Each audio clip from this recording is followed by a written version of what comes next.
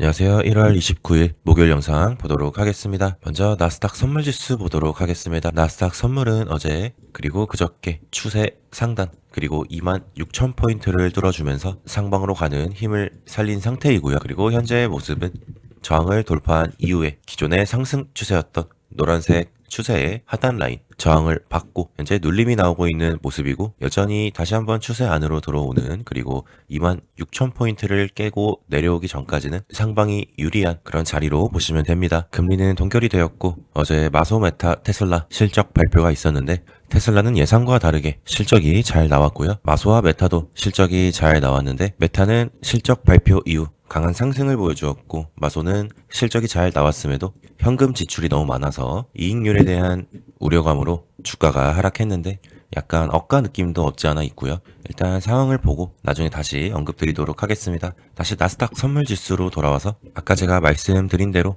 26,000을 다시 한번 깨고 내려오지 않는 이상은 상방이 유리한 자리, 그리고 만약 다시 한번 깨고 내려오게 되면 추세를 돌파한 무빙이 페이크가 되면서 다시 한번 이때와 마찬가지로 횡보 장세가 펼쳐질 수 있다라고 보시면 되고, 하지만 객관적으로 현재는 추세를 돌파했기 때문에 상방이 유리한 관점으로 보시면 되겠습니다. 다음 테슬라 보도록 하겠습니다. 테슬라는 제가 450불 근처에서 450을 돌파하지 못하면 눌림이 나올 수 있다라고 말씀을 드렸고, 그 최대 범주는 30불로 말씀드렸습니다. 그래서 430을 깨지 않는 선에서는 상방이 유리한 관점이라고 말씀을 드렸고, 어제 실적도 잘 나와주면서 현재 장외에서 상승하고 있는 중이고, 여전히 관점은 동일하게 현재 추세를 살리고 올라가기 위해서는 30불을 깨지 않고 이대로 들어 올리는 게 중요하고요. 조금 더 큰 그림으로는 여전히 노란색 추세를 이탈하기 전에는 당연히 떨어졌을 때 매수의 관점으로 보시는 게 유리한 그런 자리로 보시면 되겠습니다. 다음 팔란티어 보도록 하겠습니다. 팔란티어는 삼각 수렴의 하단 라인, 제가 이탈을 할 때는 리스크 관리를 해야 된다라고 말씀을 드렸고, 다시 한번 하락할 가능성도 존재하는 위치입니다. 왜냐하면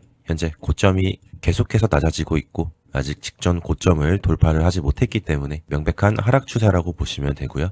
그래도 팔란티어는 방금 보신 것처럼 이틀 전 영상에서 현재 명백한 하락 추세 안에 있다라고 말씀을 드렸고, 현재 그대로 하락한 모습입니다. 그래서 매수를 받을 만한 위치를 한번 살펴보면 약 105 정도 만약에 자리 주면 충분히 매수를 받아볼 수 있는 자리이고요. 왜냐하면 하단 지지 그리고 매물대 지지 라인이 존재하기 때문에 추세 반전 혹은 단기 반등파를 노리고 충분히 매수를 받아볼 수 있는 위치로 보시면 됩니다. 추세가 완전히 바뀌기 위해서는 당연히 최소한 이 상단 저항 고점들을 이은 이 저항선을 뚫어주어야, 뚫고 지지를 해주어야 추세가 바뀌는 그런 그림으로 보실 수가 있고, 그 전에는 반등을 해도 하락간에 생기는 반등파 정도로만 생각하는 게 가장 정석적인 트레이딩이라고 보시면 되겠습니다. 다음 비트코인 보도록 하겠습니다. 비트코인은 제가 저번 분석 때 이 위치에서 단기 반등 위치로 설명을 드렸고요. 그리고 그 반등은 89K에서 그리고 K까지 갈 수 있다라고 설명을 드렸습니다.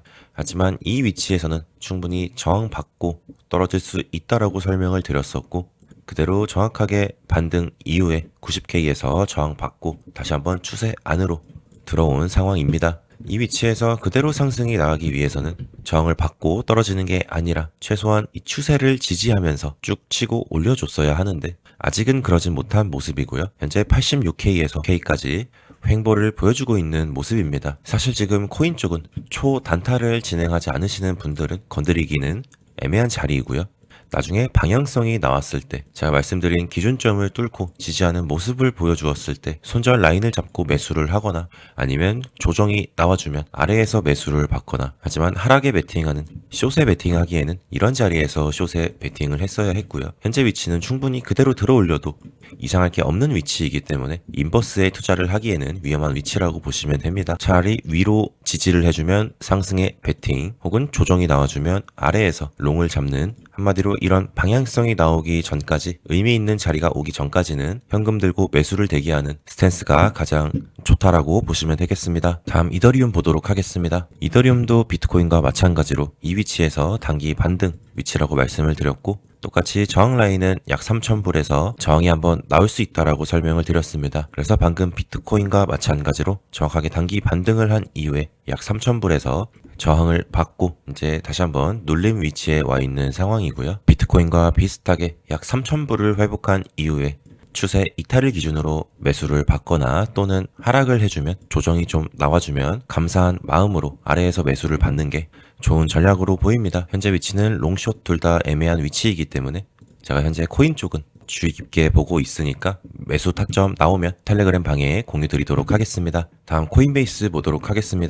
코인베이스는 제가 지속적으로 255불을 지지하지 않는 이상은 매수 안 된다라고 말씀을 드렸고요. 보이시는 것처럼 255불에서 계속해서 저항받고 현재는 많이 떨어져 있는 상황입니다. 그래서 제 영상 꾸준하게 보신 분들은 원래 물려 계신 분들이 아니셨다면 신규로 물리신 분들은 없을 거라고 보고요. 일단 현재의 상황을 보면 약 215불에 있던 갭을 채운 상황이기 때문에 현재부터는 사실 어느 위치에서 반등이 나오더라도 이상하지는 않은 위치입니다. 현재 상방으로 약 240불까지 매물대도 비어 있고요. 하방으로는 약 200불에서 지지가 나올 수 있을 걸로 보이고, 만약 물리신 분 계시면 현재 위치는 손절할 자리는 이미 늦었고요. 최소한 255불에서 저항을 받는 걸 보고 부분 손절이라도 했어야 하는 것이고, 지금 위치에서 손절하는 거는 너무 늦었습니다. 차라리 손절을 해도 단기 반등이 나올 때 단기 반등파의 위치에서 손절을 해야지 지금은 늦었다라고 보시면 되고, 차라리 신규 진입은 현재 위치 혹은 조금 더 떨어져서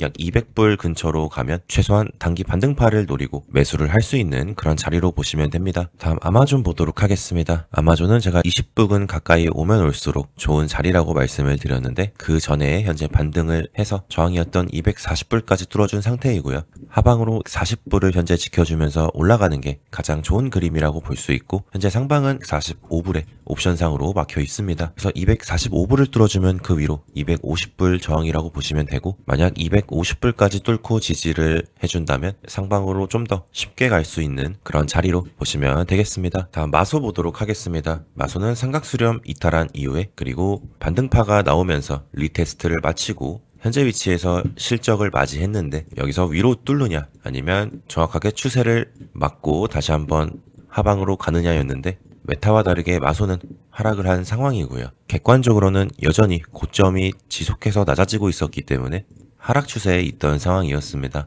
그래서 하락 추세를 돌리지 못하고 상방으로 가지 못하고 좀 더 조정이 이어지고 있는 상황이고요. 물론 정말 긴 호흡으로 보면 주가가 아래로 오면 올수록 당연히 기회라고 보면 되는 상황이고, 큰 그림에선 이 하단을 이탈하기 전까지는 여전히 상승 추세에 있습니다. 마소는 실적 발표 이후에 새롭게 바뀌는 옵션 상황들 그리고 며칠간의 움직임을 보고 추가적으로 언급을 드리도록 하겠습니다. 다음 엔비디아 보도록 하겠습니다. 엔비디아는 어제 지속적으로 강하게 저항을 받아왔던, 그리고 옵션상으로도 강하게 막혀있던 190불을 결국은 뚫고 지지를 해준 모습이고요. 이제 190불을 다시 깨지 않는 선에서는 당연히 상방으로 유리한 자리로 보시면 됩니다. 그래서 들고 계신 분들 90불을 기준으로 단기 리스크 라인 삼고 들고 가시면 되고요. 여전히 큰 그림으로는 노란색 추세를 이탈하기 전까지는 계속해서 상승의 관점으로 보시는 게 유리합니다. 다음 반도체 지수 보도록 하겠습니다. 추세 상단 저항인 20불을 기준으로 이 위치 뚫고 지지해주면 다시 320을 뚫고 아래로 오지 않는 이상은 상방이 유리한 자리라고 이 위치에서 말씀을 드렸고요. 지속적으로 상승 추세가 유지되고 있는 상황입니다. 그리고 어제는 반도체 회사 주가들의 주가 흐름이 좋았던 상황이고요. 현재 엔비디아도 저항이었던 라인을 뚫어주었기 때문에 흐름은 좋다라고 보시면 됩니다. 하방으로 지지는 약 350불 정도 뚫지 않는 이상은, 그리고 좀 길게 보면 45불 뚫리기 전에는 상방이 유리한 관점으로 보시면 되겠습니다. 다음 애플 보도록 하겠습니다. 애플은 여전히 하락 추세 안에 있다라고 보시면 되고요. 최근 단기 반등이 나와주었지만 260불 저항 받고 다시 한번 눌림이 나오고 있는 상황이고, 완전히 상승 추세로 전환이 되기 위해서는 당연히 고점을 이은 상단 추세를 뚫어주어야 하고요. 아니면 최소한 10은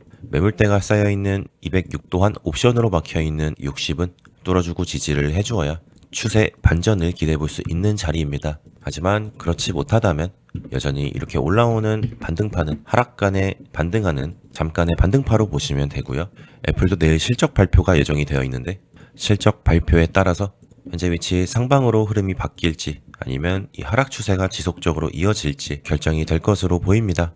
다음 조비 에비에이션 보도록 하겠습니다. 조비는 제가 최소한 하단 라인 부근인 현부를 지켜주어야 상방의 관점이 유효하다라고 말씀을 드렸고요. 하지만 현재 대장 기준 약 4불에 위치해 있기 때문에 약세로 돌아설 수 있는 상황이고, 만약 단기 반등이 나오더라도 다시 13불 이 하단 라인을 복구하지 못한다면 이 아래로는 현재 매물대가 비어 있습니다.